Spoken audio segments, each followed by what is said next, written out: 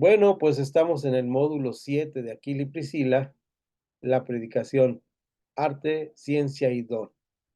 El manual que tenemos, si ustedes ven el manual que tenemos, el título que tiene este manual es homilética. A veces se confunden un poquito los alumnos por esta palabra. La palabra homilética es una palabra griega que simplemente quiere decir platicar en una reunión, una charla de reunión. De tal manera que, por lo tanto, en español tenemos un término que posiblemente los que tienen raíces católicas han escuchado, la famosa homilía. Hay que escuchar la homilía.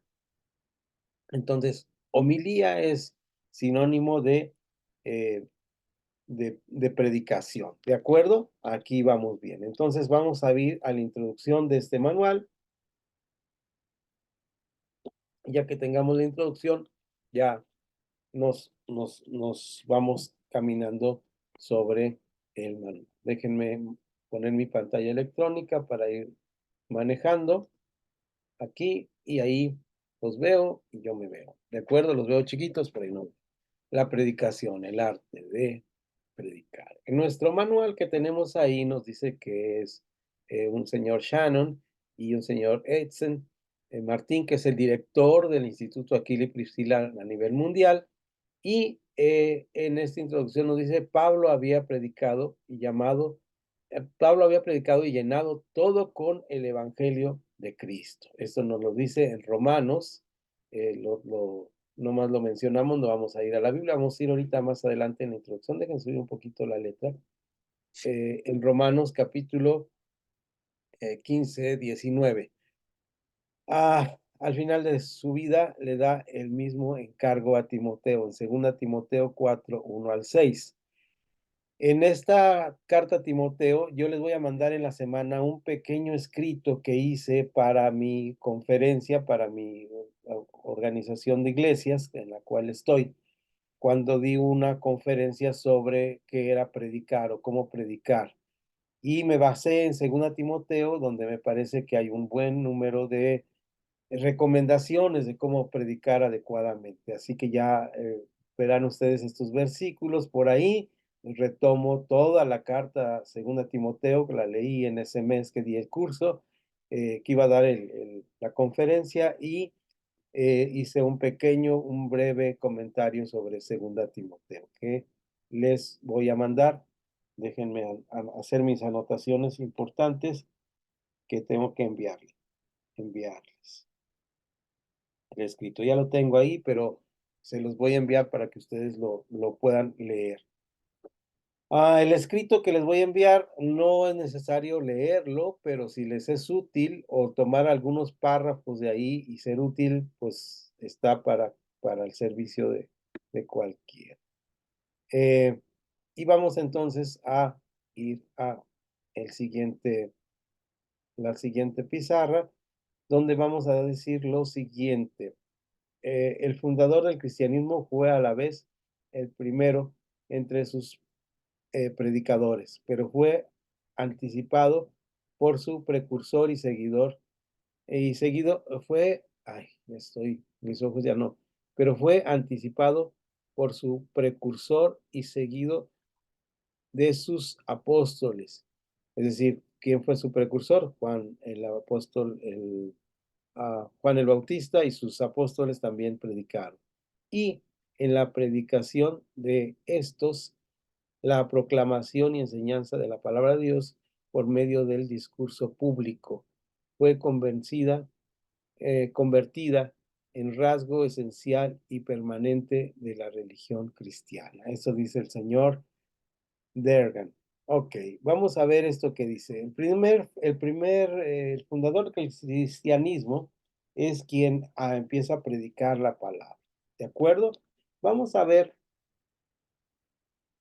en el libro de Mateo, antes del Sermón de la Montaña, que el Sermón de la Montaña empieza en el capítulo 5, bienaventurados. Y en Mateo capítulo 4, ahorita les voy a pedir que si me uh, ayudan con el manual, pero vamos a ver cómo en el capítulo 4 Hay tres aspectos que quisiera hacer notar ahí. Ahorita los voy a retomar en la presentación, pero quiero que este versículo lo tengan ahí presente, abierto y a la mano. Son tres aspectos que hace Jesús en su predicación. Eh, capítulo 4, versículo 23, no sé si dije el versículo, tal vez lo olvidé decir, pero dice, y recorrió Jesús toda Galilea, es decir, la región de donde él era, aunque recuerdan que había nacido en la ciudad de David, en Belén, pero sus padres se mudaron a Galilea, por lo cual era conocido como el Galileo. Enseñaba en la sinagoga de ellos y predicaba el evangelio del reino, eh, sanando toda enfermedad y toda dolencia en el pueblo. Hacía tres cosas importantes. Tenía el enseñar, el proclamar, ¿verdad? El predicar y el hacer los milagros que permitían que las personas creyeran en él. Este aspecto de la vida de Jesús se repite siempre en, en sus predicaciones. ¿En qué se repite en sus predicaciones? Vean ustedes aquí en estas palabras griegas que están allí en Mateo 4:23. La primera palabra griega que está es, y recorría Jesús toda Galilea enseñando. La palabra enseñando en griego se dice didáctica. ¿De acuerdo? Se dice didáctica. Es fácil porque la tenemos en español, ¿verdad? Cuando alguien habla que tiene buena didáctica es que puede enseñar bien. De hecho, en la escuela se nos enseña didáctica, cómo enseñar a los alumnos. Los que queremos ser maestros tenemos que tener buena didáctica. Y luego tenemos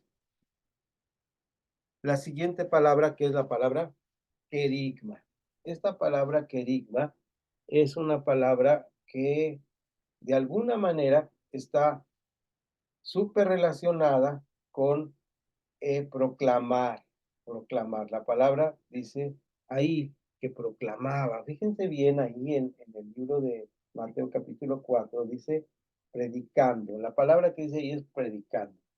De hecho, nosotros tenemos algo en el Nuevo Testamento muy interesante que se llama una función querigmática.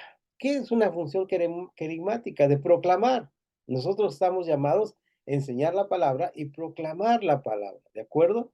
Entonces, Jesús hacía estas cosas. Y por último, hacía algo muy importante, que era lo último que decía, que hacía, perdón. Lo último que hacía era sanar a los enfermos. Curiosamente, la palabra griega para sanar y salvar es la misma palabra, ¿verdad? Es la palabra soter. Aunque esta palabra en español no es común, ni la tenemos frecuentemente en nuestro español, es una palabra que fíjense bien ustedes cómo es una palabra que tiene que ver con algo que estudiamos los teólogos o los que estudiamos teología o hacemos teología o leemos libros de teología. Hay una materia que se llama soteriología. La soteriología es la materia donde se estudia el tema de la salvación. Bien, dicho lo anterior, entonces pasamos en nuestro manual a ver qué es un sermón. ¿Qué es un sermón? Ahí vamos a detenernos un poquito y vamos a leer el primero. Dice, la predicación es una manifestación del verbo encarnado desde el verbo escrito y por medio del verbo hablado. Bueno, esto es algo que dijo un señor que se llama Bernardo Meningin. Ese señor dijo esto y es muy interesante. Ahí hay otras aseveraciones de que es un sermón, pero yo he recopilado algunas que me gustan. ¿Les parece que las veamos? ¿Qué les parece ahí? No se ve porque está chiquito, pero ahorita lo hacemos grandote para los que tienen del celular viendo y lo leemos para los que no alcanzan a ver esa letrita, así que no se preocupen. La primera rayita que tenemos ahí es la de Beringen. Luego tenemos un Sugar Michelin que dice lo siguiente: Y fíjense bien, la predicación es la comunicación en forma de discurso oral de un mensaje extraído de las Sagradas Escrituras. Parece que esa está menos enredada que la de arriba, ¿no? Y que las otras que nos pusieron ahí. Es un discurso oral de un mensaje extraído de las Sagradas Escrituras por medio de ahí tenemos una palabra que vimos en el primer curso que dimos, de una exégesis. Hago aquí un paréntesis para recordar qué es la palabra exégesis. Es una palabra muy importante. Dijimos que con la Biblia tenemos dos cosas que hacer. Leerla, ¿verdad?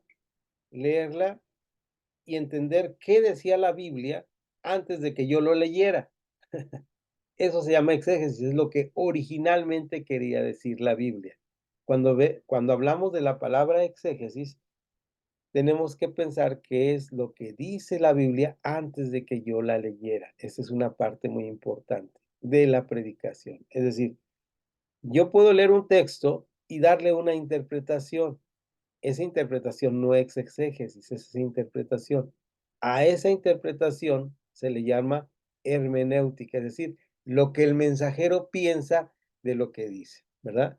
Cuando ustedes, voy a poner un ejemplo que es más o menos sencillo, pero si yo eh, leo en un recadito que tengo aquí en el papel y dice, compra 2 sacos de cemento.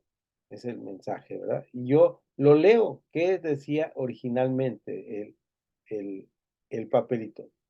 Compra 2 sacos de cemento. Entonces yo pienso inmediatamente, esa es la exégesis es 2 sacos de cemento. Fue quien lo escribió así decía. ¿Qué es la hermenéutica? La hermenéutica es decir, ¿serán de cemento gris o de cemento blanco? Yo pienso que son de cemento gris porque es para poner un piso que es gris. Esa ya es una hermenéutica, ¿verdad? Cuando yo hago una hermenéutica, hago una interpretación de lo que el pasaje decía originalmente. ¿De acuerdo? ¿No hay dudas al respecto? Vamos entonces a volver a crecer nuestro texto para decir entonces una exégesis cuidadosa, transmitida con autoridad, convicción, denuedo, pasión, ¿ok? Muy interesante. Urgencia y compasión a través de toda la personalidad de un hombre redimido, es decir, el predicador o el mensajero, llamado y cualificado por Dios. Nos dio, nos hizo un llamado y nos dio cualidades de predicadores. Ujú. Ahora, ¿qué más dice ahí? Bajo la influencia y el poder del Espíritu Santo para la gloria de Dios en Cristo, la salvación de los pecadores y la edificación de los creyentes. Bueno, es una declaración más amplia, buena, de lo que es entonces una predicación, ¿no? Y por último, para pasar adelante con nuestra lección, vemos esta parte que dice, ¿qué es la proclamación? Dice, cuando fui a vosotros, hermanos, proclamando el testimonio de Dios, no fui con superioridad de palabra o de sabiduría, pues nada me propuse saber, perdón, entre vosotros, excepto a Jesucristo y a este crucificado. Esta es la definición del apóstol Pablo, ¿no? Esta definición proclamándoos el testimonio de Dios. ¿Qué es una predicación? Proclamar el testimonio de Dios. Esto es una predicación. Proclamar el testimonio de Dios. Ahora bien, aquí vamos a hacer un pequeño paréntesis para ver una definición de predicación que tiene que ver con esta parte que es el arte, la ciencia y el don. ¿De acuerdo? Entonces vamos a...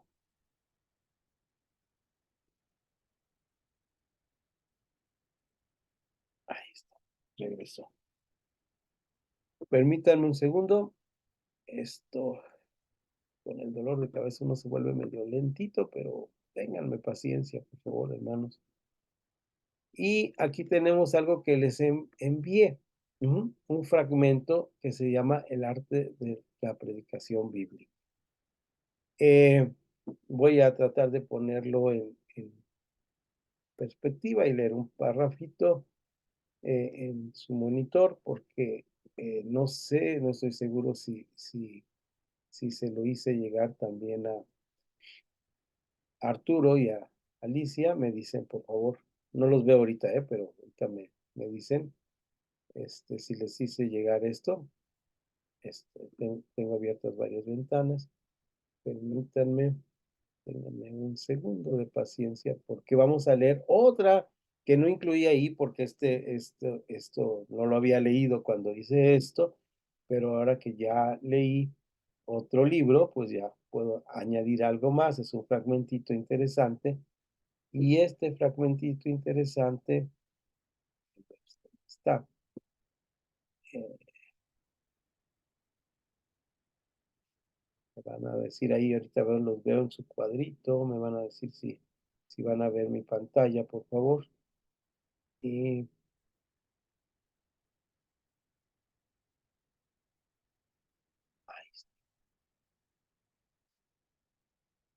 miren, ahí seguramente lo están viendo, ¿sí? Ya ven una pantalla verde ahí. Ok, este es un librito que yo les mandé el primer capítulo, como un fragmento solamente de lo que es esto. Y es este buen libro que tenemos aquí, es de un señor que se llama eh, Jeff. Bueno, se escribe así su nombre, pero es Jeff, como los Jeff. Vamos a Jeff. Hay muchos en Estados Unidos y New, el nuevo Jeff, pero ahí está el nombre, como se escribe y como se pronuncia es Jeff, los Jeff. Y vamos a ver que cuando empieza él su primer capítulo, voy a ir a donde está el primer capítulo, a ver si aquí está el primer capítulo, empieza a decir algo muy interesante que me llamó mucho la atención. Dice, Dice, este es un libro para predicadores, acerca de la predicación, ya sea el pastor de una iglesia o un miembro, incluso si predicas solo una vez al año. Si predicas, entonces este libro es para ti. O sea, es un libro para los predicadores. Entonces, y el capítulo 1 realmente es uno de los más interesantes, porque da la pauta de cómo hacer predicación. Este va a ser el método que vamos a utilizar, aunque en nuestro manual vienen varios métodos, como el método favorito mío es el que vamos a utilizar, pues porque yo soy el maestro, ¿verdad? Entonces voy a hacer mucho énfasis el método que yo utilizo. ¿Ah? El método es un método donde se lee la palabra solamente, se explica la palabra. Hay dos tipos, bueno, hay muchos tipos de predicaciones, pero hay dos tipos específicos. Uno que se llama tomar un solo versículo y explicar temas de ese versículo y se llama temático. Por ejemplo, puedo hacer una predicación de la salvación, de la sanidad divina. ¿Cuántos otros temas conocen? Muchos temas, ¿no? Ese es el tema que se llama temático, es decir, se habla de un solo tema. Son los sermones más comprometidos, más comunes, perdón, no comprometidos. Pero hay un sermón, se me está adelantando el cerebro, que compromete más al predicador y a quien escucha la predicación. Ujú. Ya no es temático. Ajá. Este tipo de sermón se expone la palabra de Dios. Por eso se llama expositivo. Es un sermón de tipo expositivo. Aunque nuestro manual nos va a mencionar los dos a grandes, hay más subcategorías, pero no vamos a entrar en eso. Vamos a ver más el tema de los expositivos. ¿Cómo es un sermón expositivo? Pues uno cuenta una historia que está en la palabra de Dios y le da una aplicación a su vida primero y luego a la de los oyentes. Porque fíjense lo que dice aquí. Tal vez piense que como este libro es para predicadores y sobre predicadores, entonces el contenido será sobre oratoria. que esto quiere decir homilética. La homilética tiene una característica muy especial. Si me pierdo o me voy muy rápido, me avisa. Hay una característica muy especial de la homilética que se llama cómo debe ser el sermón, que tiene que tener título, que tiene que tener introducción, hay una retórica, ¿verdad? Por ejemplo, en la homilética se dice a los compañeros y compañeras, ¿verdad? Ustedes han oído a los políticos cómo hablan, eso se llama retórica, ¿verdad? Es decir, y a los predicadores a veces somos así, ¿no? Así con un halo de santidad nos paramos y empezamos a decir cosas que parecen grandilocuentes. Pero un sermón expositivo no tiene que ver con esto. Estamos narrando una historia de la palabra de Dios y la palabra de Dios es la que está siendo expuesta. Por eso se llama expositivo, ¿verdad? Tal vez piensen que este libro trata sobre lo que tiene que decir las personas que escuchan cuando predicas. Tal vez pienses que este es un libro sobre cómo escribir un sermón, es decir, cómo estudiar la Biblia y preparar la palabra que vas a predicar. Claro que este libro incluye esos temas, sí, son importantes, es decir, los sermones vamos a ver que tienen un bosquejo, vamos a trabajar mucho sobre el bosquejo. Aquí hago una pausa porque esta clase es introductoria, es la primera clase, y en esta primera clase vamos a tener esta parte importante que se llama lo siguiente. ¿Qué es un bosquejo? Es un camino para ver por dónde nos vamos a ir para llegar a un lugar. ¿Mm? El bosquejo que yo hago generalmente, no tengo aquí un bosquejo ahora, pero a veces en la Biblia traigo alguno, pero les voy a mandar cuando ya tengamos, pues tiene introducción, tiene título, tiene introducción, ¿verdad? Tiene punto número 1, los versículos, punto número 2, eso nos permite ir caminando. Esta palabra bosquejo se parece a una palabra muy importante que es la palabra bosque. Es para no perdernos en el bosque, para no irnos a la montaña, porque empezamos hablando de, como dice una caricatura del Don Gato, ¿verdad? Cuando dice Don Gato que uno de las personas que están ahí eh, le pregunta, dejen darle la bienvenida al pastor Juan en cuanto entre para ubicarle. eh,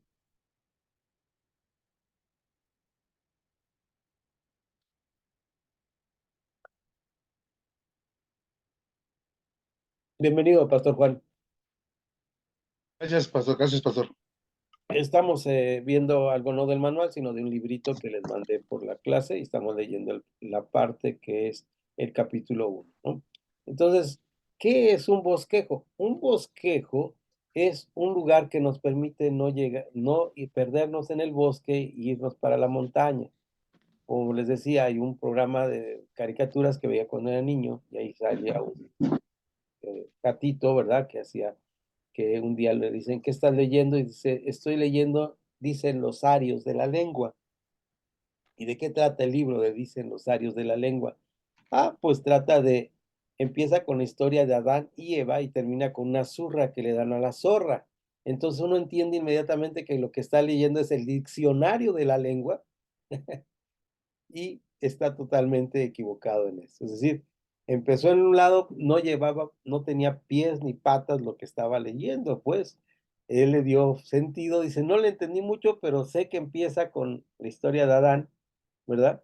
Y Eva, porque dice Adán, primer hombre de la tierra, cuya esposa era Eva, y termina con una zurra, con la Z que le dan a la zorra, ¿verdad? Entonces, en este sentido, ¿verdad? Él está contando que es un libro, dice, pero no tiene ningún, lo de adentro no tiene ninguna coherencia. A veces las predicaciones, si no tenemos un bosquejo, se van a dar cuenta que no tienen ninguna coherencia. Entonces, importantísima el bosquejo en lo que vamos a tener. ¿Sí es importante la escritura? Claro que sí. El siguiente párrafo dice, claro, que en este libro incluimos estos temas. Pero el enfoque, este es el libro, la parte del libro que me llamó mucho la atención, me llegó de esas veces que como la palabra de Dios a veces nos llega, también las partes de los libros nos llega. Dice, pero el enfoque es en aprender a escuchar a Dios mientras estudias las escrituras para preparar tu sermón. Esto es parte. Si no oramos con sinceridad para preparar un sermón, si no estamos dispuestos a decirle, Señor, en este momento quiero que aprender a escucharte en tu palabra. Cuando escuchas lo que Dios quiere decir mediante tu sermón, todo cambia. La manera en la que predicas cambia. Las personas que escuchan tu sermón cambian. Si escuchas y te encuentras con Dios mientras te preparas, cuando estés delante de tu congregación, podrás decir, he visto al Señor. Y al final de tu sermón, la congregación responderá, nosotros también. Si sabes lo que Dios te está diciendo a ti como predicador, cuando prediques, no solamente darás un sermón, tú serás el sermón. Tú serás el sermón. Es decir, el mensajero soy yo. Yo soy el que voy a dar el sermón. Yo soy el que me tengo que preparar y estar bien delante de Dios. Entonces, dejo de compartir partecita y regresamos a nuestro manual. Y vemos ahí, ahora sí, regresamos el manual al manual y vemos ahí, brincamos estas, ¿qué características debe tener el manual? Estamos al final de la página 1, el carácter teológico de la predicación. Estos 3 puntos son importantes que los tratamos de esbozar. No quiere decir que vamos a hablar de esto, quiere decir que ya que tenemos nuestro sermón, el sermón tiene que tener esta parte importante. Tiene su punto de partida en el amor de Dios y en la revelación de este amor que dio origen a la revelación de Dios. Solo podemos predicar porque Dios se ha revelado en amor. Si no fuera así, no podríamos, no tendríamos mensaje. Es decir, este es un aspecto teológico.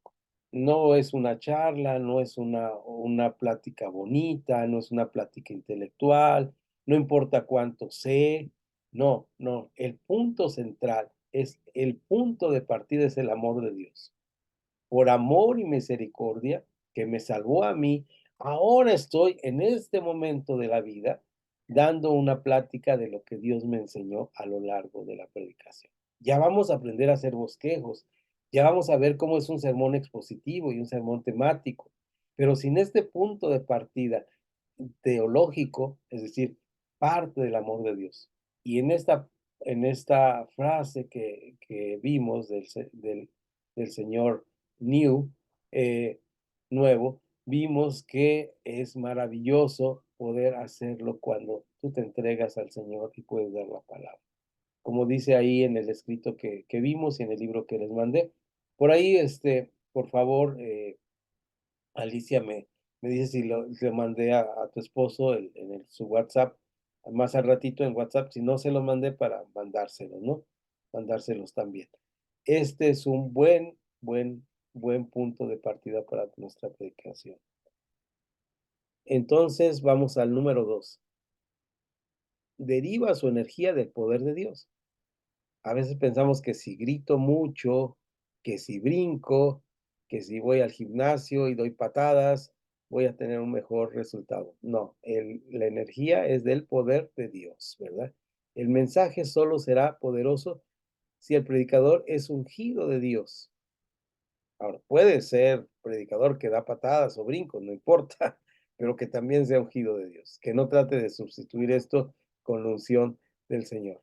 Hace falta mucha oración para esta tarea. Eso es verdad. Es una verdad absoluta que usted va a ver cuando predique, eh, que si no uno no está en oración, a veces pasa a mí que me lleno de trabajo, de cosas, de compromisos, incluso de la iglesia, de mi asociación religiosa, y me dicen, te toca predicar, por ejemplo, ahora la próxima predicación que tengo es el día 10 de marzo en una de nuestras comunidades ya grandecitas, y siempre me encanta ir ahí por una sola razón, porque como es una comunidad muy exigente, están esperando mucho del predicador y mi intelecto no basta.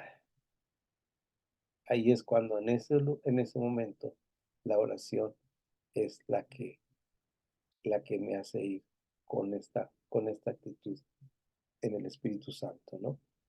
Esto es lo importante. Quiero decirles que eh, a veces no lo puedo hacer y aunque las personas dicen, y me han dicho, hermano, me han dicho, qué bonita predicación, pero yo dentro de mí digo, me faltó orar. Y la próxima vez me aplico a la oración. Y no tiene que ser, bueno, si usted está acostumbrado a orar de rodillas y por horas, adelante, hermano.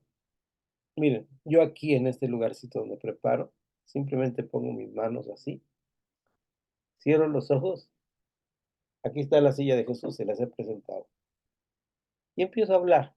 Orar no es otra cosa más que hablar. Y entonces siento la presencia de Dios y siento, ¿y qué voy a predicar? Bueno, lo que ya he leído durante una semana, 2 semanas, a veces un mes. He estado leyendo y releyendo y leyendo y leyendo la palabra. Y no es para presumir, es porque es nuestro trabajo como predicadores. Mal haríamos si no lo hacemos. Entonces, si estamos en ese sentido, ahora, no tiene que ser muy grande. Ahora estoy preparando algo sobre Filemón. Tiene, se me hace que 24 versículos, ¿sí? Filemón es un solo capítulo. Estoy preparando. Vi el tema, se los voy a mandar cuando lo tenga como bosquejo. Vi el tema, me gustó, es muy interesante, vi un comentario bíblico, me gustó, y va a ser un sermón pequeñito, va a ser le llamo sermonete. Hay veces que yo llego a una iglesia y le digo, hermano, ¿puedo predicar? Sí, pero solamente traigo un sermonete solamente dura 15 minutos, ¿verdad? Y entonces esos son sermonetes y son muy interesantes. Ahorita más adelante vamos a ver en nuestro manual que el tema no debe ser ni largo ni extendido, tiene que ser concreto. La predicación, punto número 3, la predicación recibe su autoridad de parte de Dios. Esta autoridad se desprende del hecho de que es un mensaje que está arraigado en lo que Dios ha dicho. Además, Dios está presente en el acto de la predicación. Hay un predicador muy famoso que se llamó Luis Palau.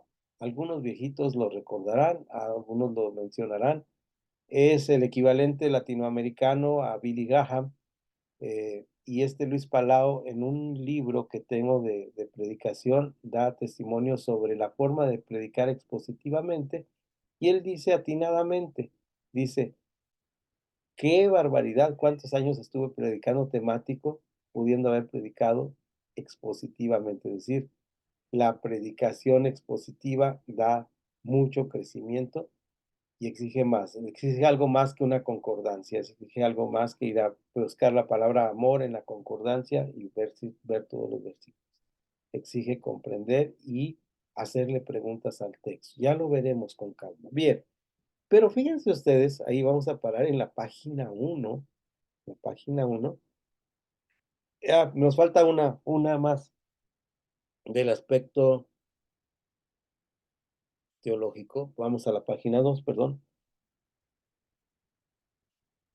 Dice, el objetivo final de la predicación es el conocimiento de Dios. El sermón tiene su principio y fin en Dios. Ese es un argumento teológico. No estoy hablando, hay una técnica, además de las dos que les dije, que es muy común en los predicadores, y yo fui fanático de esa forma de predicar. Se llama la técnica del yo-yo, ¿verdad? Cuéntele al predicador cuántas veces dice la palabra yo en su predicación, ¿verdad? Yo fui, yo vine, yo hice, o el Señor a través de mí hizo esto. Es decir, están hablando de ellos, no estoy hablando de mí. Es una manera que a veces nos pasa. Yo mismo, con el tiempo que tengo en la predicación, a veces me resulta cómodo platicar de mí antes que de la palabra, y eso es, si tenemos el tiempo, cuando entremos a la parte de cómo hacer las introducciones, vamos a ver que hay introducciones muy interesantes de nuestra persona, de lo que hemos vivido y de lo que hacemos, y la predicación además es mejor si tiene que ver con nuestro trabajo secular o nuestro trabajo de nuestras anécdotas en el trabajo, eso engancha inmediatamente a nuestros oyentes, ¿no? Pero naturalmente el primer paso para predicar desde la teología es que el Señor tiene un principio y un fin, que es Dios, ¿verdad? Eh, Rasgos del mensaje que se destacan. Y ahí vemos algunos rasgos del mensaje y aquí ya vamos a retomar lo que les dije. Recuerdan ustedes que les dije que lo íbamos a retomar aquí.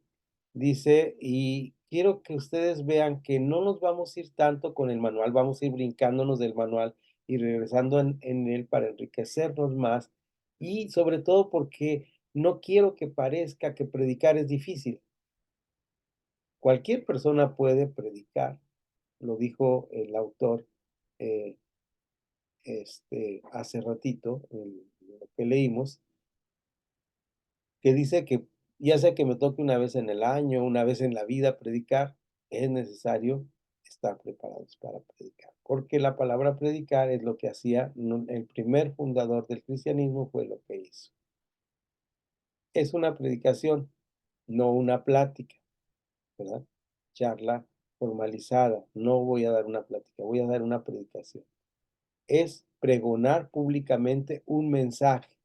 La predicación es proclamar públicamente un mensaje, como un heraldo, ¿verdad? Heraldo es el que el rey mandaba para dar su decreto. El rey decreta, entonces ya era el heraldo, ¿no? Entonces, y dice aquí que la palabra proclama pública o proclamar públicamente es esta palabra que tienen ahí en la traducción que hicieron del griego, que es queruso. Este queruso es de donde viene, también es la misma raíz de la palabra querigma, ¿verdad? ¿Recuerdan ustedes la palabra querigma? Vamos a volver un poquito a la palabra querigma para reafirmar esto en esta parte y ya prácticamente de aquí vamos a verlos en cuadritos y vamos a empezar a interactuar más con ustedes, ¿ok? Entonces, agüita para continuar. Eh, Estamos aquí y vean ustedes cómo voy a acá.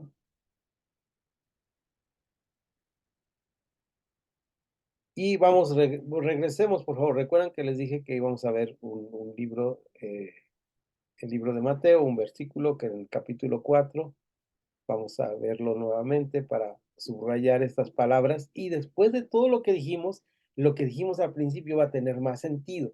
A veces eso se hace en las predicaciones. Decimos algo al principio y lo terminamos al final con las mismas palabras. ¿Qué nos ayuda esto cuando predicamos de esta manera? Nos ayuda a que la persona, lo principal que tengamos, quede en la mente de las personas. Acostumbrémonos siempre, si es posible, la idea central tenerla al principio y al final. Volvemos a repetir o repetimos los puntos y de esta manera queda mejor en la mente de nuestros queridos hermanos. Entonces, eh, saco mi pizarra electrónica rápidamente y ahí tenemos, dijimos que era el libro de Mateo, capítulo 4, antes del Sermón de la Montaña, y el versículo 23. Y recorrió Jesús toda Galilea, coma, enseñando en la sinagoga de ellos. ¿Cuál es el verbo ahí? El verbo enseñar, ¿verdad? El verbo ahí es enseñar. ¿Qué acción tenía Jesús? Era enseñar. Ujú. A veces algunas personas cuando predican hacen énfasis sobre las funciones verbales eh, del texto o del escrito. Esto sí es importante, pero para entenderlo nosotros o para dar una clase. En una prédica no recomiendo mucho ni decir palabras en griego ni hacer mención de estas cosas. Tache para el maestro Nahum porque le gusta hacerlo, pero eso es porque es una deformación profesional, ¿verdad? De maestro. Pero normalmente un buen sermón es aquel donde uno platica de lo que la Biblia dice y luego de lo que uno vivió y de lo que espera que los otros vivan en la palabra. Entonces, lo primero que hacía, el primer verbo que está ahí es enseñaba. Y este verbo en el griego se escribe de la siguiente manera, didáctica, que es la misma palabra en español para enseñanza, ¿verdad? Tiene una buena didáctica, tiene una buena enseñanza. Y luego, el siguiente punto dice, y predicando el evangelio del reino. Y predicando el evangelio del reino. Ahí el verbo es predicar. ¿Qué es lo que predicaba? El evangelio del reino. Aquí podíamos hacer énfasis de qué era el evangelio del reino y hablar ampliamente en un sermón sobre el evangelio del reino. Para una clase no lo vamos a hacer. No vamos a decir que la palabra predicaba en griego es la palabra kerigma. No es exactamente la palabra, es parecida, pero uso la palabra kerigma aquí porque es la palabra que tenemos en español. Por eso decimos que la predicación debe ser kerigmática. Es muy común que digamos el mensaje fue muy kerigmático, es decir, proclamaba algo, estaba diciendo algo de la palabra. Aquí está diciendo, dice, predicaba, proclamaba el reino de Dios. Proclamar el reino de Dios. Hablaba de un tema específico que era el reino de Dios. Esto nos podía dar base para decir que los hermanos también pueden ser temáticos. Hay veces que los sermones también pueden ser temáticos. Y es excelente un sermón temático. Por ejemplo, un sermón temático sobre la obra del Espíritu Santo es un buen sermón, pero hay que tener cuidado de no tratar de tomar todos los temas de la obra del Espíritu Santo en un solo sermón, porque puede ser bastante cansado, aburrido. Y por último, después de que dice esto, en el versículo 23, y ahí viene una coma y un i, sanando toda enfermedad y toda dolencia en el pueblo. Recordamos que al final de los evangelios dice, y estas señales seguirán a los que creen en mi nombre. Las señales de las señales divinas, las señales de milagros, las señales de sanidad, son con el objetivo de que la gente crea. ¿Sí? Para eso nos lo dio el Señor. ¿Y cuántos hemos sido testigos de milagros? Uy, vean ustedes, qué maravilloso es el Señor con nosotros. Cuando uno ha pasado por valle de sombra de muerte y después se da cuenta cómo el Señor milagrosamente nos rescató, o milagros muy tangibles, pero todos los milagros del Señor Jesús tenían una función didáctica. Y vemos ahí, por ejemplo, en el corto evangelio de Marcos, voy a predicar hoy aquí con usted, ya me estoy animando a predicar con este curso. Dejen ver si es porque con el dolor de cabeza a veces uno piensa y dice otra cosa. Marcos empieza con, es un evangelio muy corto y en los primeros capítulos hay un acontecimiento muy importante apenas en el capítulo 2. Dice, entró Jesús otra vez en Capernaum después de algunos días y se oyó que estaba en casa. E inmediatamente se juntó muchos, la montón de gente, la muchedumbre, de manera que ya no cabía ni aún en la puerta y les predicaba querigma en griego. ¿Qué les predicaba? La palabra, querigma, ¿verdad? Entonces vinieron a él unos trayendo un paralítico que era cargado por cuatro, ¿ah? El famoso paralítico que desmontan el techo para meterlo. Y como no podían acercarse a él a causa de la multitud, descubrieron el techo, desmontaron el techo de donde estaba y haciendo una abertura, bajaron el lecho en que yacía el paralítico, lo llevaban en una camilla, ¿verdad?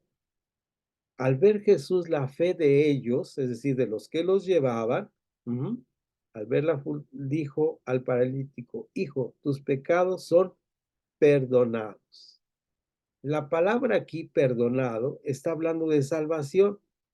Estaban ahí sentados algunos de los escribas, los cuales cavilaban, eso es decir, estaban pensando, la ardilla les daba vuelta, cavilando en sus corazones. ¿Por qué habla este así? Blasfemia, dice. ¿quién puede perdonar pecados sino Dios? ¿Quién puede salvar sino Dios? Ahora, aquí está la palabra soter en lo que estamos hablando que hizo Jesús en Mateo 4:23. Y conociendo luego Jesús su espíritu, que cavilaban de esta manera dentro de sí mismos, les dijo: ¿por qué cavilan así en vuestro corazón? ¿Qué es más fácil decir al paralítico: toma, tus pecados te son perdonados? O decirle, es que ya está en rojo aquí, no alcanzo a leer, lo voy a recordar: levántate, toma tu lecho y anda. Pues para que sepáis que el Hijo del Hombre tiene poder en la tierra para perdonar pecados, dijo al paralítico: a ti te digo, levántate, toma tu lecho y vete a tu casa. Es decir, él podía sanar y salvar, que en griego son la misma palabra. Curiosamente, en griego son la misma palabra. Sanar y salvar es la misma palabra que la palabra soter. Por eso les decía al principio que se estudia una materia en los institutos bíblicos que se llama soteriología, que habla de lo que es la salvación. Volvamos entonces por un momento a ver, no el manual, ahí vamos a poner rayita en nuestro manual para verlo la próxima clase, y vamos a ver cosas que son importantes que yo he recabado o están por ahí también en algunos manuales que me parecen interesantes acerca de, vean ustedes, de esto. Y aquí lo vamos a ver así y luego ya lo vamos a discutir con ustedes, ¿de acuerdo? Estos son los mitos que tenemos. Aquí ya los tengo arribita, ya puse la manera que los puedo ver, ahorita ya los estoy viendo, nomás Sergio ya no lo vi, pero sé que está por ahí.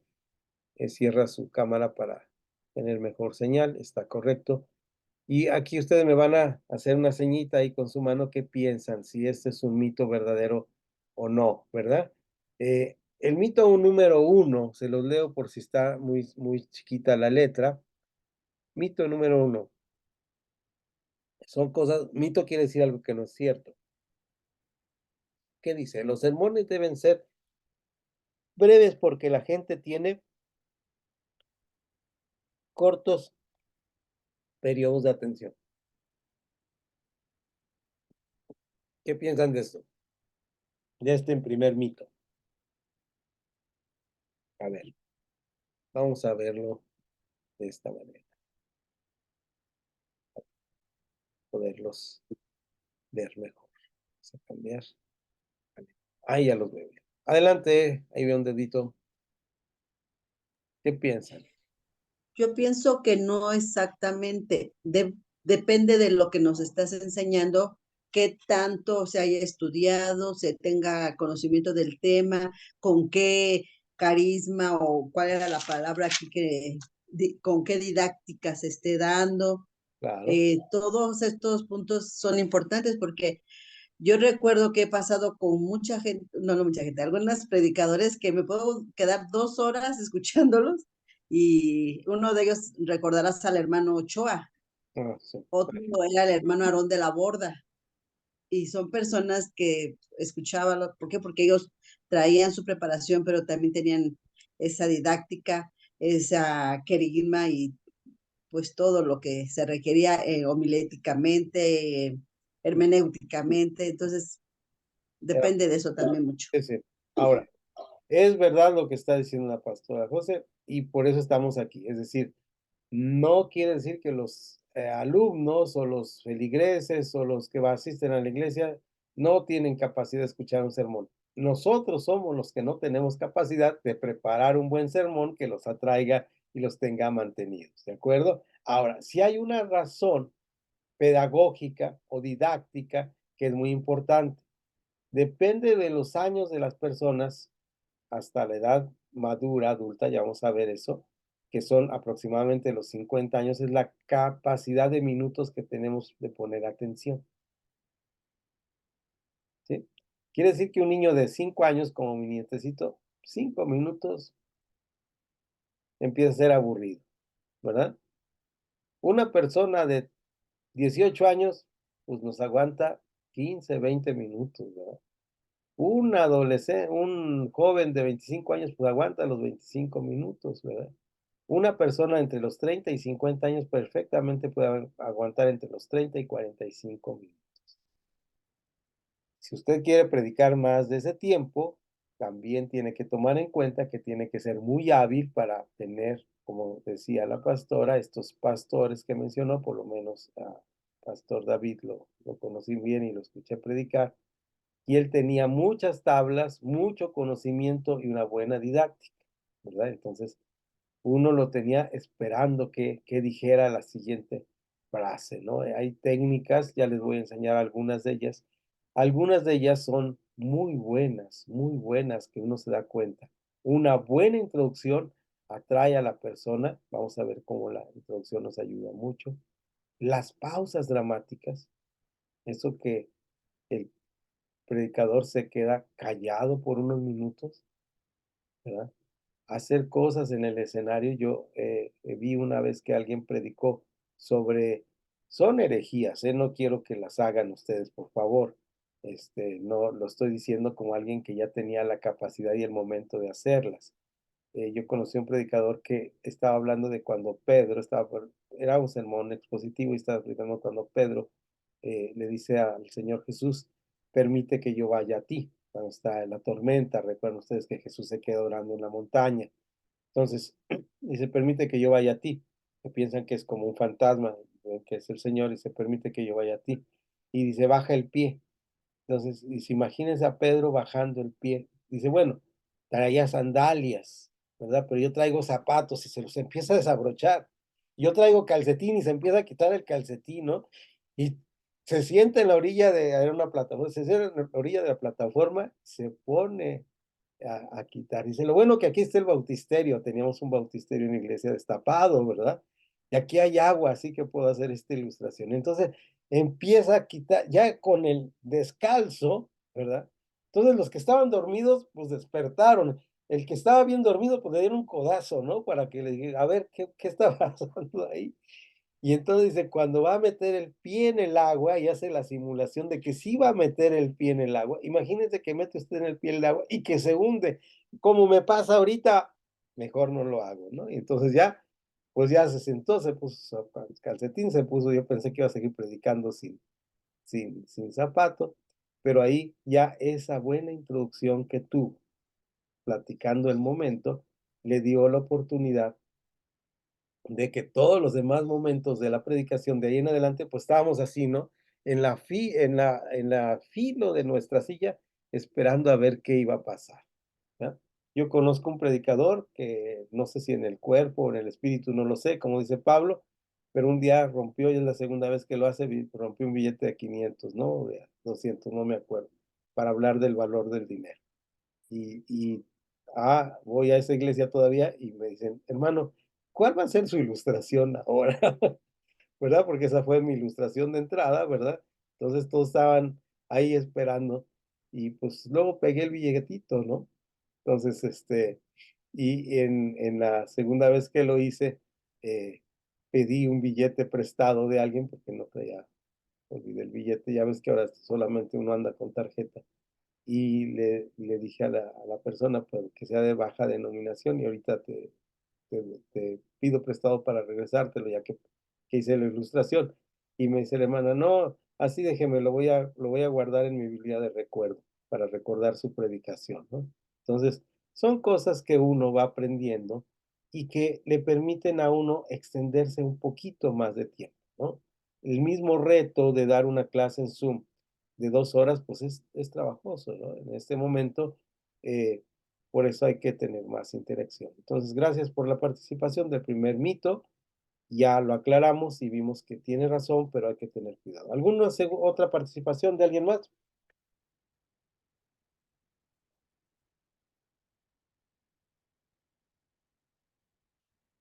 Muy bien.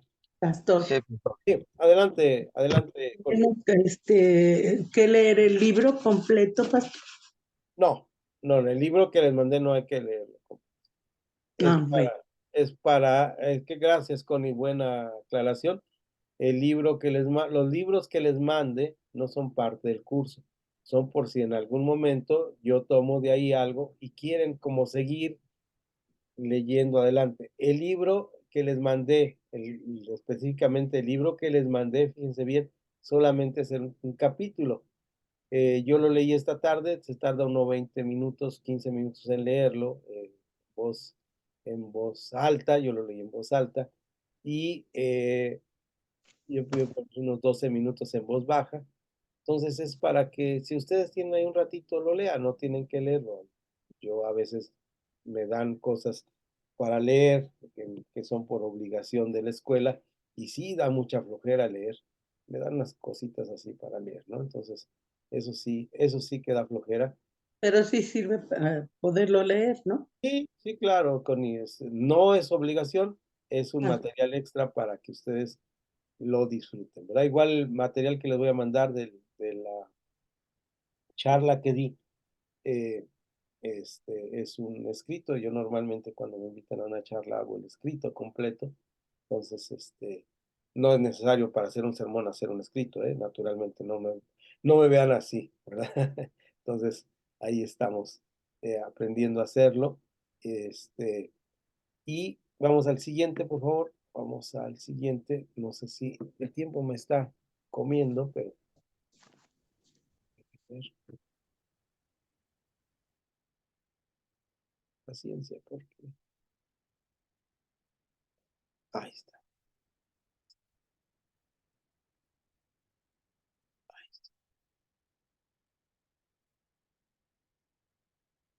Entonces, vimos el primero, ¿verdad? Ahí estamos en el segundo. Ahí también vamos a discutir con ustedes cómo está el asunto. Segundo mito.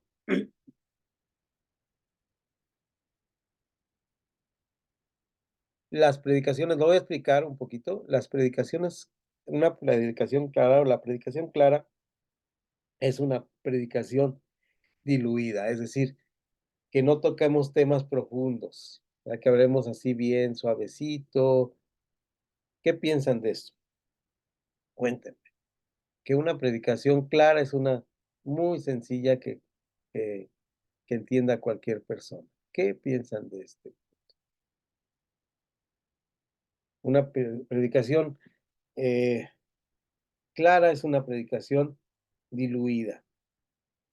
Eh, explico con más claridad porque parece que los confundí un poquito porque la mente me está fallando ahorita. Lo dije al revés como debe ser. Una predicación clara, ujú, es una predicación que no tiene contenido. Es decir, yo hago una predicación que quede muy claro en la mente de las personas. Usted dice, es que no tocó las profundidades del Apocalipsis, ¿verdad? De la segunda venida, no tocó esa parte. Habló solamente de cosas muy sencillitas como del amor o de la caridad cristiana. ¿Qué piensan ustedes?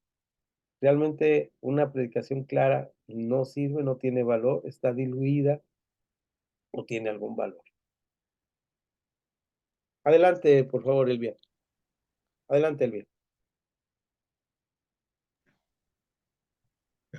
bueno, buenas noches.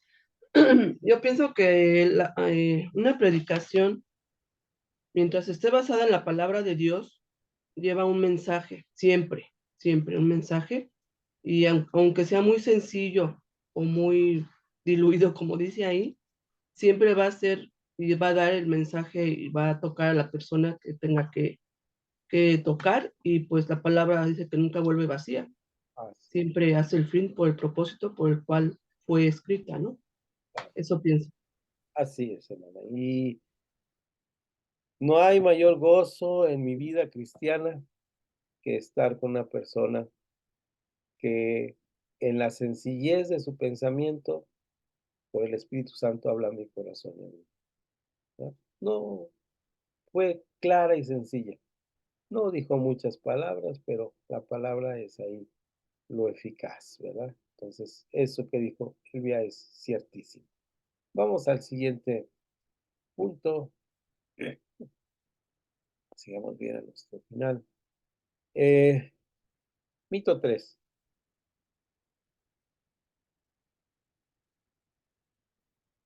Tu mensaje es juzgado dependiendo de qué tan bien lo hiciste. Es un tema aquí complejo, ¿verdad? ¿Qué piensan ustedes? Tu mensaje es juzgado dependiendo de qué tan bien lo hiciste. Aplica un poquito lo de arriba, ¿verdad? Pero díganme ustedes qué piensan. A ver, los que han predicado, los que quieren predicar, ¿qué piensan? Lo preparé tan bien que nadie me puede criticar ni juzgar.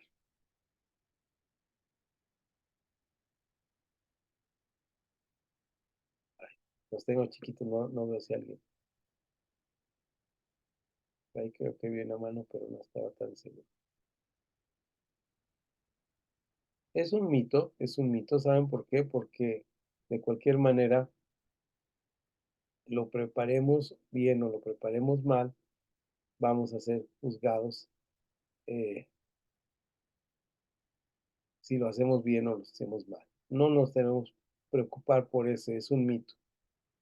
Cuando nosotros vamos a predicar, aquí quiero decir algo muy importante, es nosotros vamos a expresar lo que el Señor nos enseñó a nosotros y queremos compartirlo con nuestros hermanos.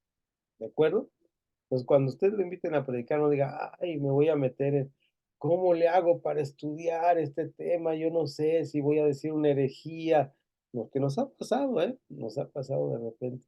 Y si eso no va bien con el, híjole, y el pastor siempre regaña a los que predican, ¿verdad? Los corrige al final, ¿verdad? Les pone los puntos sobre las sillas. No, usted no se preocupe. A mí el Señor me enseñó esto y quiero compartirles con ustedes. Así fue la predicación en el original, en el origen del cristianismo. Era una predicación comunitaria. ¿Saben cómo era la predicación? Dejen verlos para platicarles cómo era. Los primeros cristianos, sobre todo los cristianos después de la reforma religiosa del siglo XVI, sí, los primeros cristianos protestantes evangélicos, no la Iglesia Católica, que tuvo un desarrollo histórico y había jerarquías, ¿verdad? Y solamente predicaban pues, los eclesiásticos, sino los primeros cristianos predicaban de la siguiente manera. En primer lugar, las sillas no están como estaban ahora. Era como un semicírculo, perdón, estoy yo tapándome la cara. Ah, era como un semicírculo, de un lado se sentaban las mujeres, de otro lado se sentaban los hombres, ¿verdad? Así era en ese tiempo. Y los hermanos allí en Europa, en Suiza, los hermanos suizos, que tiene que ver mucho con nuestra iglesia pentecostal, se sentaban así. Ya que se sentaban así, llegaba la hora de exponer la palabra. Y había una predicación que se llama una predicación de interpretación comunitaria. Entonces, alguien decía, hermano Juan, cuéntenos de qué nos va a predicar hoy. O sea, no se había designado a nadie. Y el hermano empezaba a predicar. A ver, hermana, Connie, cuéntanos de qué nos vas a predicar. Entonces los hermanos toda la semana leían la Biblia porque no sabían a quién le iba a decir. El Espíritu Santo me está diciendo que el hermano Arturo ahora nos trae algo de la palabra. Y entonces, ¿cómo le hacían para que fuera correcto? Los demás aprobaban o reprobaban lo que estaba diciendo el hermano. Le decían, hermano, sí está bien lo que nos está diciendo, pero también hay otro versículo aquí. Voy a poner un ejemplo. La hermana, en la iglesia se levanta y dice, pues hermanos, fíjense que yo leí en la palabra en San Juan capítulo 14, me acuerdo uno de fácil, porque si no, si no me acuerdo ahorita con el dolor de cabeza que traigo. Eh, Cuando dice que Jesús, recuerdan ustedes que eh, dónde voy a estar, en la casa del Padre muchas moradas hay, y le pregunta uno de sus discípulos, el incrédulo, ¿a dónde vas? Yo soy el camino, la verdad y la vida, Juan 14:6. Pero después dice algo muy importante, dice, las cosas que yo hago, ustedes también las harán, y mayores que estas harán, ¿verdad? Y la hermana leyó esto y dice, ¿saben qué, hermanos? Y en base a esto, a esta palabra, yo ahora, voy a usar una palabra que se usa ahora, no se usaba en ese tiempo. Yo ahora declaro, ¿verdad? La palabra. Yo declaro que es en mi cartera, yo tengo mi cartera aquí, en mi cartera van a aparecer los 5,000 pesos que necesito para, para para ir a comprar unos borregos para hacerle una fiesta de 15 años a mi hija, ¿verdad? Esa fue su predicación del hermano, ahí dice la palabra eso, ¿verdad? Pero el otro hermano que estaba ahí sentado, naturalmente el hermano Juan, hermano Samuel, le dice la hermana, le faltó leerlo de abajito. ¿Qué dice abajito? ¿Quieren ver qué dice abajito? ¿Les parece? ¿Saben qué dice abajito este versículo que usamos tanto? A ver si no me equivoqué. San Juan, bueno, no creo que me equivoque. San Juan 14. Esto ya sería el colmo de mi dolor de cabeza, pero fíjense ustedes. Oh, letra roja, qué mal. Dice, no creen que yo voy al Padre, creed que yo voy al Padre. De cierto os digo, versículo 12, que cree en mí las obras que yo hago, él las hará también, que aún mayores hará, porque voy al Padre. Y todo lo que pidieres al Padre en mi nombre, fue lo que predicó la hermana, ¿verdad? Lo haré. Pero ¿qué dice adelantito? Para que el Padre sea glorificado en el Hijo. Es decir, todo se va a hacer si es para gloria del Padre. Ese es el pequeño detalle que olvidó la hermana.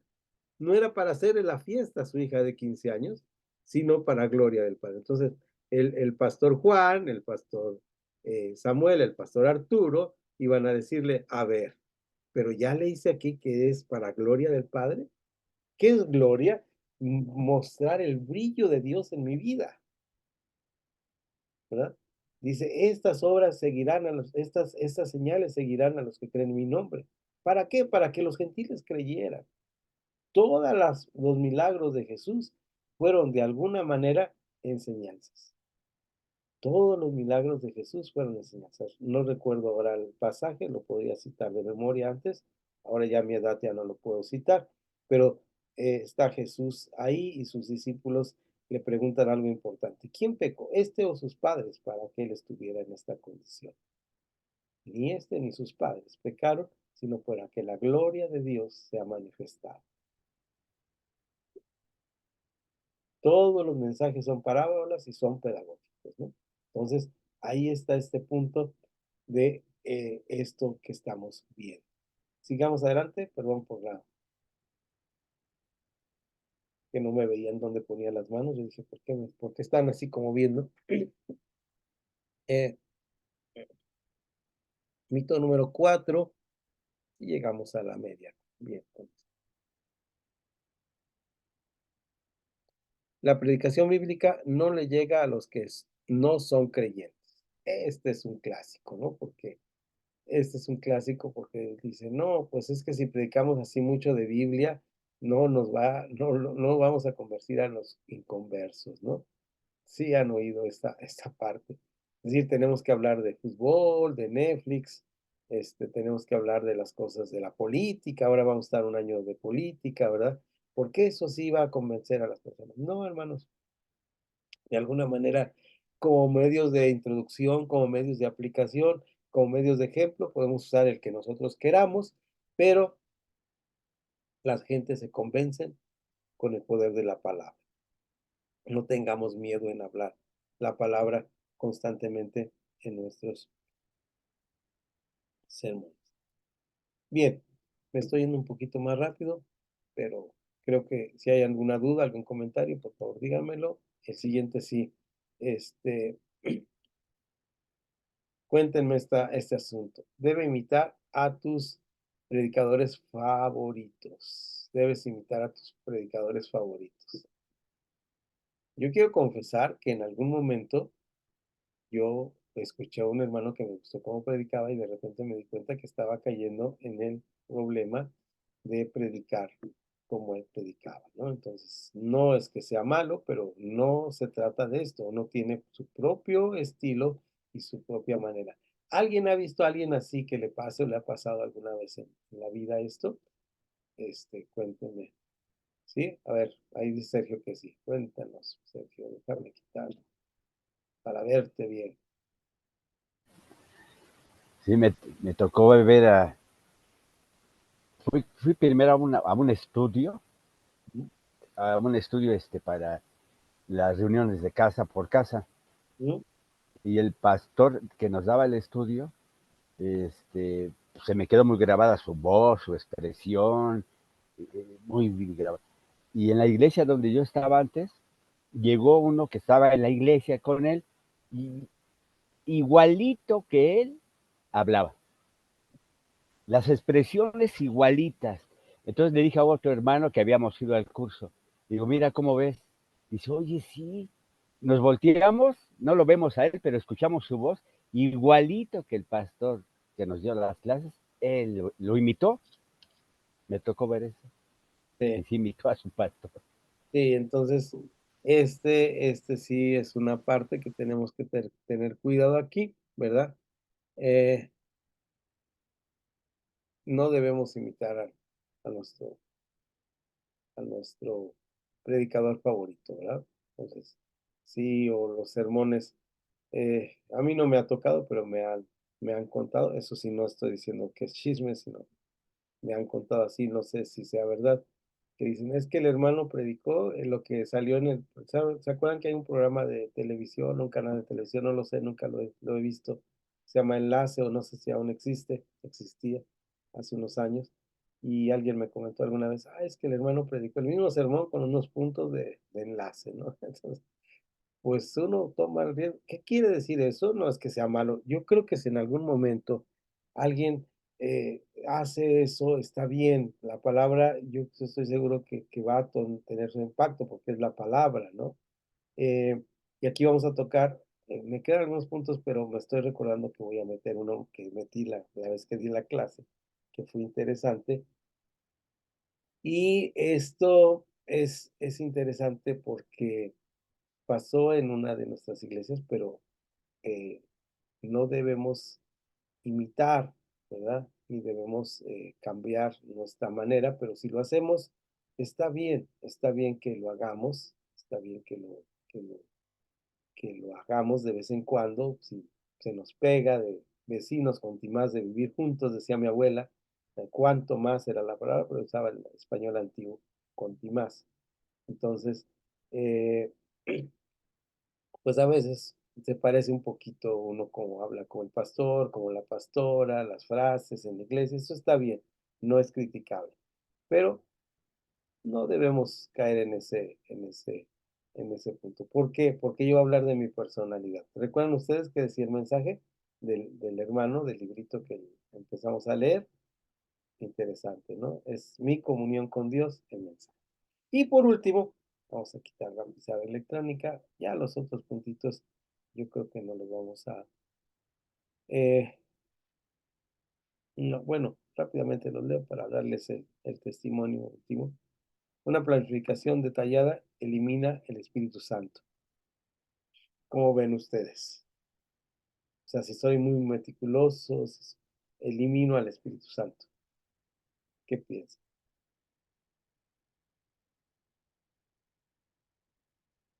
Creo que si con meticulosas en meticuloso, a veces omitimos al Espíritu Santo.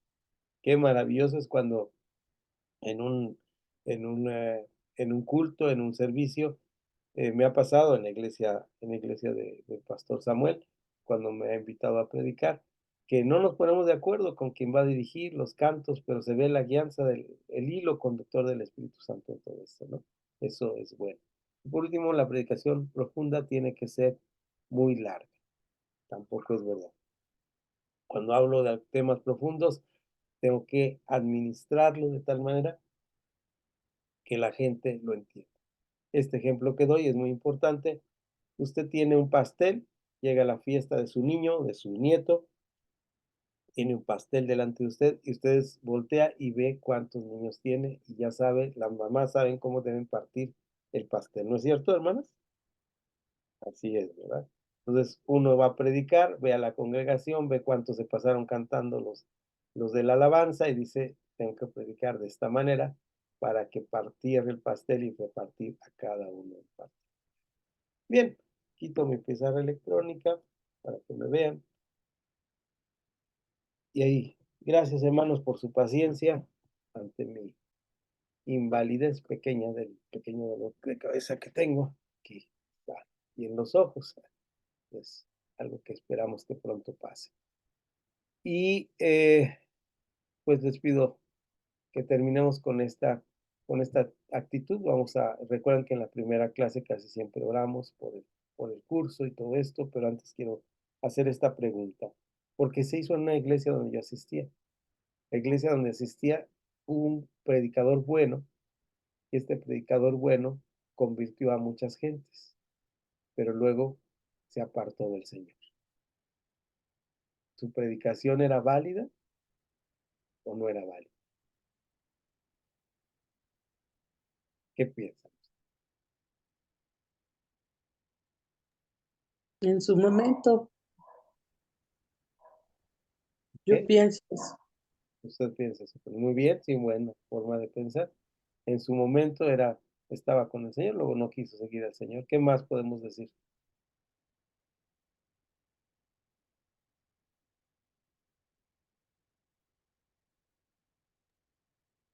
Bueno, lo que pasa es que expresó la palabra, que la palabra sigue fiel, ¿no? Entonces, por lo tanto, aunque él haya fallado, y hemos visto testimonios de gente que se les predicó y quien les predicó cayeron, y esa gente sigue firme y sigue predicando con la pasión con que a ellos les predicaron. Así es que para mí, o sea, estaba en el momento con Dios. Que cayó, As- pues Así es. Es decir, porque no nos predicamos a nosotros mismos, sino a Jesucristo y este crucificado. No es la predicación de nosotros. Claro que nuestro deber es permanecer fieles, pero no es nuestra predicación, es la predicación del Señor. ¿De acuerdo? Entonces, bien, hermanos, pues así concluimos este